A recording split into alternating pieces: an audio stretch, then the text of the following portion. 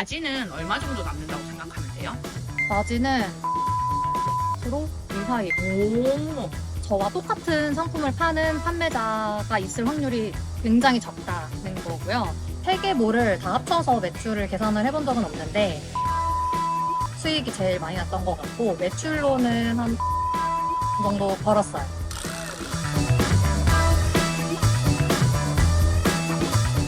안녕하세요. 저는 인스타그램이랑 유튜브에서 9월부부 채널 운영하고 있는 9월부부입니다.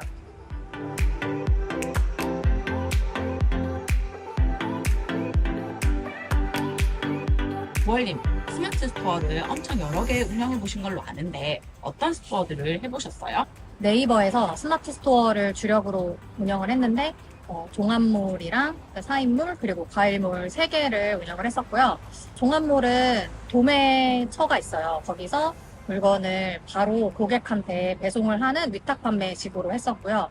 그리고 사인몰은 제가 물건을 직접 사입을 해가지고 패키징까지 구성을 하는 거예요. 그래서 그렇게 사인몰을 운영을 했었고 마지막으로는 과일 위탁 판매 방법으로 과일몰을 운영을 했습니다. 종합몰의 특징이 무엇인가요? 종합몰은 온라인으로 다이소를 만든다고 생각을 하시면 돼요. 대신에 배송을 도매처에서 직접 이제 고객한테 배송을 하는 방법이고요. 제 스토어에 물건을 올리면 고객들이 제 스토어에 방문을 해서 주문을 하면 저는 도매처에 이제 발주를 넣고 도매처에서 상품을 보내는 그런 방식으로 운영을 하고 있어요. 그럼 종합몰에서 결국 다른 도매처에 있는 물건들을 내 홈페이지에 갖고 온다는 거잖아요. 네네. 그러면 도매처 혹시 어디 이용하셨는지 알려주실 수 있나요? 일반적으로 사용을 하는 거는 도매매랑 오너클랜인데 거기서 추가로 바나나 B2B까지 이용을 했습니다. 거의 90%가 도매매랑 오너클랜이라고 보시면 돼요. 주력으로 하신 상품들이 있나요? 저는 핸드폰 줄 이런 거 주력으로 했고 그다음에 계절성으로 저희는 준비를 했는데 여름에는 아무래도 얼음틀 뭐 이런 게 많이 나가고요. 가을이 오면서는 캠핑용품이 주로 나고 그다음 겨울에는 전기 제품 그런 게 많이 나가는 편입니다. 어떤 물건이 잘 나가겠다, 사람들이 검색한다, 무엇을 보고 그런 제품 키워드를 잡으세요? 판다링크라는 사이트가 있는데 거기서 키워드를 검색을 하면 1년 주기로 몇 월이 가장 그 키워드가 피크를 찍고 뭐 제일 검색량이 낮은지 이런 거를 다 알려주거든요. 그래서 그런 거를 미리 보고 한 2달 전부터 준비를 해서 키워드를 잡고 이제 물건을 찾아서 올린다고 보시면 돼요. 그렇게 해야 이제 시즌이 오기 전에 사람들이 조금씩 검색을 하니까 이제 검색량이 피크가 됐을 때 이제 그동안 준비했던 거를 식품 발휘해서 판매를 할 수 있습니다. 마진은 얼마 정도 남는다고 생각하면 돼요? 마진은 10%, 15%이 사이에요. 그 마진이 높지가 않아요. 종합몰은.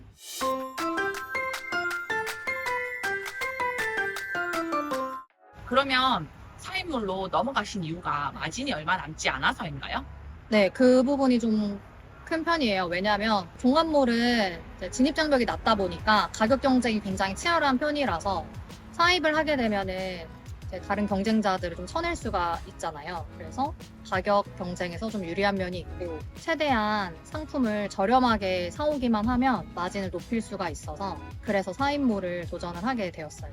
사인몰의 가장 큰 장점은 세상에 없는 나만의 제품을 제가 이제 구성을 할 수 있다는 점이에요. 그렇게 되면은 이제 가격 경쟁에서 독립적으로 될 수 있으니까 그게 가장 큰 장점입니다. 9월 부부님께서 했던 사인몰 카테고리, 저희는 리빙을 선택을 해서 사인몰을 운영을 했습니다. 사인몰을 운영을 하실 때는 내가 어떤 걸 좋아하는지를 한번 생각을 해보시면 도움이 되는데 예를 들면 자동차를 좋아하시는 분들은 자동차 전문 사인몰을 운영하시면 그게 도움이 될 것 같아요. 저는 신혼부부다 보니까 이제 아기자기한 주방 식기 모으는 것도 좋고 그리고 남편한테 맛있는 음식 해주고 이런 게 되게 좋더라고요. 그래서 자연스럽게 리빙을 선택을 하게 되었습니다.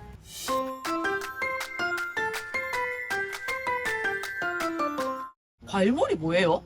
과일몰은 위탁 판매인데 상품을 과일이라고 생각을 하시면 돼요. 그래서 저희가 주문을 받으면 농장에서 바로 고객한테 산지 직송으로 과일을 보내주는 방법입니다.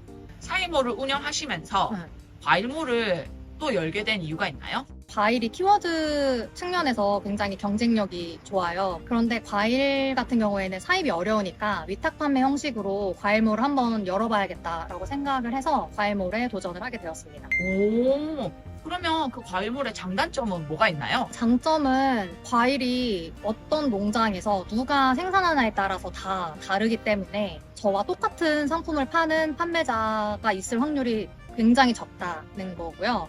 과일은 나만의 브랜딩을 하는데 굉장히 유리한 측면이 있고요. 그리고 과일이 특색이 있거나 맛이 있으면 마진율을 높이기가 유리합니다. 그러면 단점은 어떤 점들이 있었어요? 단점은 CS가 좀 까다로운 측면이 있어요. 여름 같은 경우에는 장마도 있고 배송 과정에서 이제 물러지거나 상할 수가 있어서 CS가 종합물에 비해서는 좀 까다로운 편이에요. 그걸 커버하기 위한 방법들은 무엇이 있었어요? 일단은 이제 농장에 최대한 얘기를 해서 상품이 덜 상하게 꼼꼼하게 포장을 해달라. 그리고 덜 익은 채로 따서 배송 과정에서 이제 완숙이 될 수 있게끔 했고요. 그리고 고객분들한테는 일일이 제가 이제 문자를 해서 혹시 문제가 있으면 연락을 달라 이렇게 따로 CS를 했더니 확실히 부정적인 CS 건수는 많이 줄었던 것 같아요.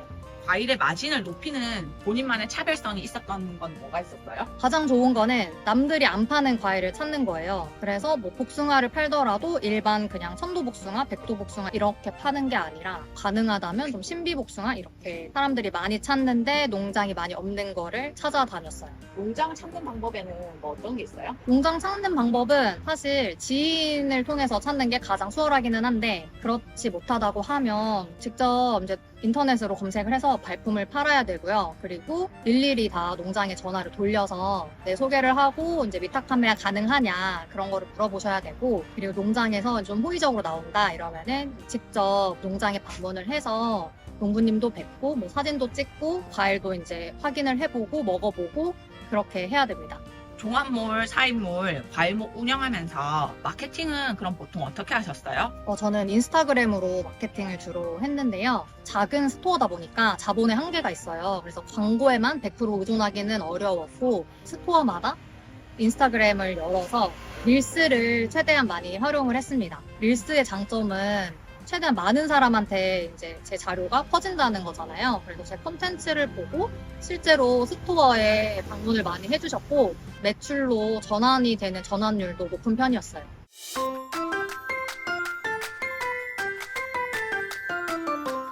조금 예민한 질문일 수도 있는데 뭘 하신 지 얼마나 되신 거예요?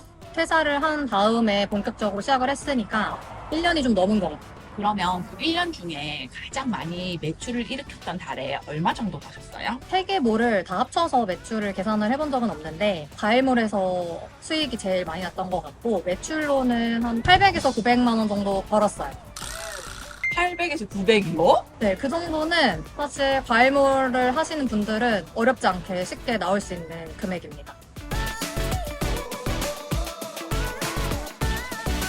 마지막으로 혹시 스토어를 추천하고 싶은 사람들, 스토어가 성향에 맞다 하는 분들은 어떤 분들이 있는 것 같나요? 아무래도 이제 사람을 상대를 해야 되는 일이다 보니까 농부님 같은 좀 어르신 분들을 상대하는데 큰 두려움이 없다 이런 분들한테 추천을 드리고 그리고 또 CS가 까다로운 편이다 보니까 그런 거에 좀 상처받지 않는 그런 분들이면은 충분히 하실 수 있을 것 같습니다.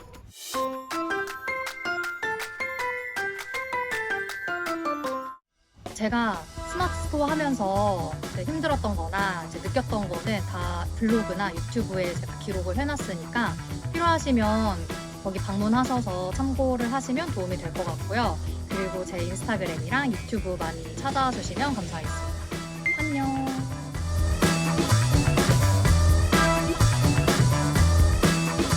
찍히고 있는 거예요?